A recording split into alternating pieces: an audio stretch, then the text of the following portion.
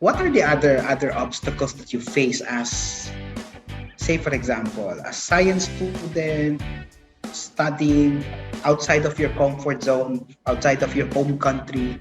What could be some of the obstacles you'll encounter?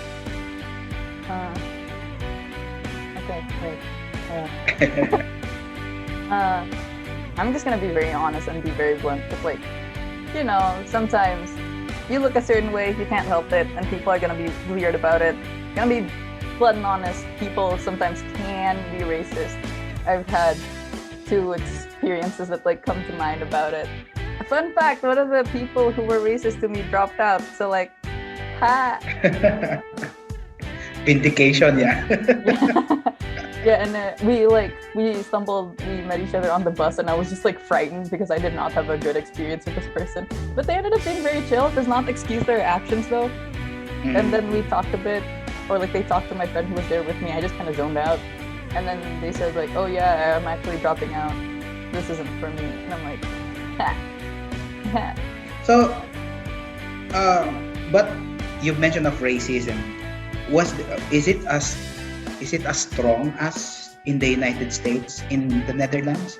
Like seeing Asian people were white, things like that. I mean, I don't live in the US, so I wouldn't know like firsthand. But I do like sometimes see the news, and it's like, oh, fun, another Asian person got like, unalived, if you will. And like, it's not that bad here, but during the peak of the corona scare, it was horrible. Also, just like, I don't know, it sucks because I remember I cycled home with my friends once, and then like this random man on a bike just straight up went ching chong at me, and I'm like, okay, firstly, that is such a basic insult. Come on, you could come up with something better than that. And secondly, on a bike, that's like you can easily run away if you're on a bike, because we were like passing each other. So when it happened, I was just like, huh? What? And my friend immediately yelled something back that I unfortunately cannot say on this podcast, but it was full of angry words. So bless them. Yeah. In my experience in the United States, in very few times that I've been there, typically whenever you are in a group, you look like a tourist, like ducks and the ducklings, And then I think one American got pissed with our slow movement, and then he just said, "Oh, Koreans," and I said, "I'm not even Korean." Oh yeah. Anyway, let's try to check on the positive things, that you experience in the Netherlands, because not everyone gets the chance to travel outside of their home country. What were the first few places you've been there? As just like in my case, in my first few months here, I was taken to Monas, I was taken to Bandung, I was taken to things like that. What are the places you've been there at the first few months of your stay there? Okay, gonna be honest, I do not remember the name of any touristy places. I just remember there was a windmill at one point and maybe some sheep. I went there with my mom, it was very nice. But then she went home and then I got sad. And then like with friends, like, I don't know, we like to go to Amsterdam, Utrecht. I went to another place, Rotterdam. Haven't really had the chance to like travel elsewhere. But just going there, it's already really fun. Also, Rotterdam is so much like Jakarta. Whenever I'm homesick, I just kind of go there and then just look at the tall buildings and like, I'm home. Yeah, I can tell, because when I went around Jakarta also, I noticed that the architecture is, the Dutch influence is very much evident, right? So yeah, how about, say for example, I think the last time I talked with you was, I even checked whether it's winter there already. How's the weather? How's the climate in the Netherlands? Did you make a lot of adjustments or something? Or do you enjoy it? People who live in the Netherlands know that, oh wow, rain. So much rain. It is actually raining right now. There's this app, and I cannot pronounce it for the life of me. So people who know how to pronounce it, do not make fun of me. But it's like called Bowen Alarm or something. And it's literally just an app to tell you when it's gonna rain or not. It's fairly accurate in my experience. Wow. Yeah, but like even last night I was trapped in uni for like an hour with my friend because it was raining so hard. It like rains a lot during autumn, I think. But then when it rains there, you don't get the feeling of, like here, I'm sure you also know, in the Philippines as well. When it rains, you get worried of the flood. Oh yeah. There's none. At one point there was a flood scare and I was very afraid because firstly I am scared of big bodies of water. That is just a fear I have. And secondly, in my first and second year, I lived right next to a river. And a lot of people were like trying to scare me with like, "Ooh, the river's gonna overflow," ooh. Even though that's like not gonna happen. So you live near your university? I've moved now and I live much closer. So yeah, it's like a 10-minute bike ride. Oh, so you're biking? Yeah, I bike everywhere. It's great. Seriously? Oh, that's cool. That's cool. I thought you were like taking public transport or walking to school. So you learned to bike there, or you know how to ride a bike even before you went to the Netherlands? I was a bopong. I don't know how to translate that, but like I would cycle every day as a kid, just like around my neighborhood. Oh, So really? yeah, now that I'm here, it's like damn, all of those years of cycling around my neighborhood is like, it's good. So for me. you're biking along the main roads there? Oh no, there are like special lanes for bicycles.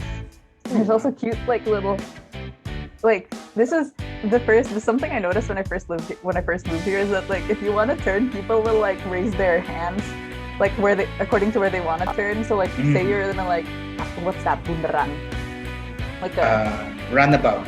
Yeah, like a roundabout, there you go. And you want to exit at one point and there's a car, you kind of have to like signal, oh, I'm gonna leave here, so I'm gonna go to the right, or I'm gonna keep it being in the circle, I'm gonna stay in the left. You have to signal it, and I think that's so cute how you have like your hands as like turning signals. Oh wow, okay. Cool. Do you aside from rain, you get winter snow, something like that? Yeah, last year we love climate change, we don't, but like because of it, I think it snowed so much to the point where I was struggling to walk to the supermarket because there was just so much snow. And also snowed like earlier this year when it wasn't supposed to snow, I think. But you came prepared. You came prepared for the winter. I came prepared for But like my first year here, there was like half an hour of snow. I remember I woke up at 6 just to like look at it. And then last year we got a lot of snow. I don't know about this year. So you mentioned about the food, but have you identified something that whenever you are asked what would be your favorite Dutch food in Netherlands, would you have a ready answer? No. I mean, I guess I like freshly made stroopwafels. They're good. So so warm, sweet, amazing, fantastic. Okay, but are the Dutch like coffee drinkers, or Indonesians like Indonesians? You like tea more than coffee? I'm not sure actually. That's something I've never thought about. I don't think that's like a big thing here. To my knowledge, anyway. So no Starbucks around in every corner or something like that? In my city, there is only one Starbucks by the train station. Ooh. That's the only Starbucks, I think. I live in a fairly small-ish city, I think. So that makes sense, but good lord. There's a lot of cute small businesses though, so usually I just go there if I want a drink and if I have money, I guess. Because it's more expensive.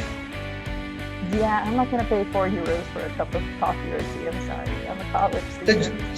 So generally, like from a college student budget, how's the prices of basic needs there? Like, water, soda, coffee. I'm not a big snacker in the first place, so I think that helps. Or I used to not be a big snacker, now I am. And it's like, it's not that expensive to live here, I don't think. I think the government requires you to sign this like document that says, oh, the person that's gonna provide you money, or like your money source is gonna provide you with at least €900 a month. That's what I had to do anyway. And with like 900, it's like kind of like forcing it, just kind of stretching it. I don't know, but it like you can make it work. Like I spend at least 30-ish euros a week on proper groceries and a little bit extra on some snacks, but you know. So if someone like a high school student would ask you how much money should they prepare for, say for example, a monthly allowance, how much would that be? I made it work with like 750 euros a month. That includes rent and stuff. So, but also I was like cooking every day. I didn't eat out, or I would very rarely eat out. So just keep that in mind. If you eat out, it's very expensive. Like now that I go back and forth to uni more often, I'd like buy food there because I just don't have the time, or I find it more convenient. And oh boy, my bank account is rapidly reaching my favorite number of 0. They said that sooner or later your bank account should look like a phone number with a lot of numbers. Yeah. Okay. Anyway, so you mentioned about school, your uni. How how do you say? How did the process of applying for a uni abroad or overseas, was it difficult during your time?